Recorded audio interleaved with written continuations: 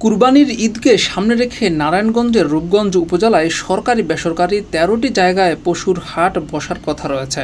এর মধ্যে ঢাকা সিলেট মহাসড়ক ও এশিয়ান হাইওয়ে বাইপাস সড়কের পাশে হাট বসানোর কারণে দীর্ঘ যানজটের আশঙ্কা করছে স্থানীয়রা। নারায়ণগঞ্জের রূপগঞ্জে ২৩টি বড় খামার সহ ছোট বড় মিলিয়ে প্রায় ২৫০ খামারে এবার ১৫,০০০ গরু ছাগল প্রস্তুত করা হয়েছে। বাংলাদেশ ভারত সীমান্তে উত্তপ্ত পরিস্থিতিতে সেদেশের গরু প্রবেশ করতে না পারলে লাভবান হবে দেশীয় খামারিরা, এমনটাই মনে করছে ব্যবসায়ীরা। সরেজমিনে ঘুরে এবং স্থানীয়দের সঙ্গে কথা বলে জানা গেছে এবার ১৩টি স্পটে গরুর হাট বসছে। এর মধ্যে ঢাকা সিলেট মহাসড়ক ঘেঁষে হাট বসছে ভুলতা আল্লাহরদান আড়ত ও সওদাঘাট বিসমিল্লাহ আড়তের পাশে। একই সঙ্গে ঢাকা বাইপাস সড়ক সংলগ্ন নলপাথর ও মায়ারবাড়ি বেস্টওয়ে সিটিতে। এইসব হাটের কারণে ওই দুই মহাসড়কে যানজটের আশঙ্কা রয়েছে বলে মনে করছেন স্থানীয়রা।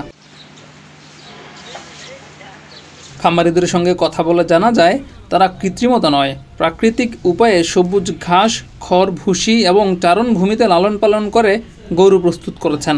পবিত্র ঈদুল আজহা উপলক্ষে আমরা বেশ কিছু ফ্যাটেনিং এর গরু করেছি, যেটা সম্পূর্ণ কোরবানিকে কেন্দ্র করে করা হয়েছে। গরুর বেচা কিনা শুরু হয়েছে, কিন্তু কাস্টমারের প্রেজেন্স অন্যান্য দিনের থেকে কম।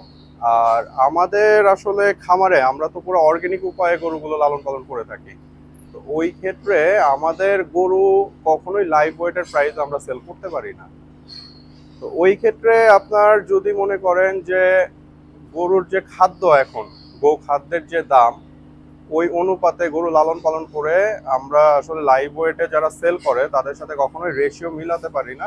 যদি বাহির থেকে গরু না আসে, কোনো মানে বিকল্প পথে যদি গরু না আসে, তবে আমরা আশা করতে পারি যে না, ইনশাল্লাহ আমাদের গরুর বাজার ভালো যাবে। স্থানীয় কৃষকরা বলেন, কোন গরু ফিড খাওয়ানো আর কোন গরু ঘাস খাওয়ানো সেটা ক্রেতাকে বুঝতে হবে। অল্প দিনে মোটা তাজা করে বাজারে নেওয়া গরুর স্বাস্থ্যের জন্য ক্ষতিকর।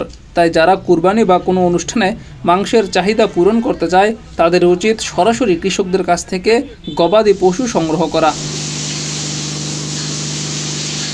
এ সময় হাট ঘিরে নিরাপত্তা ব্যবস্থা নিয়ে উপজেলা নির্বাহী অফিসার সাইফুল ইসলাম বলেছেন, ক্রেতা বিক্রেতাদের নিরাপত্তায় প্রতিটি হাটে পর্যাপ্ত আইন শৃঙ্খলা বাহিনীর সদস্যরা নিয়োজিত থাকবে।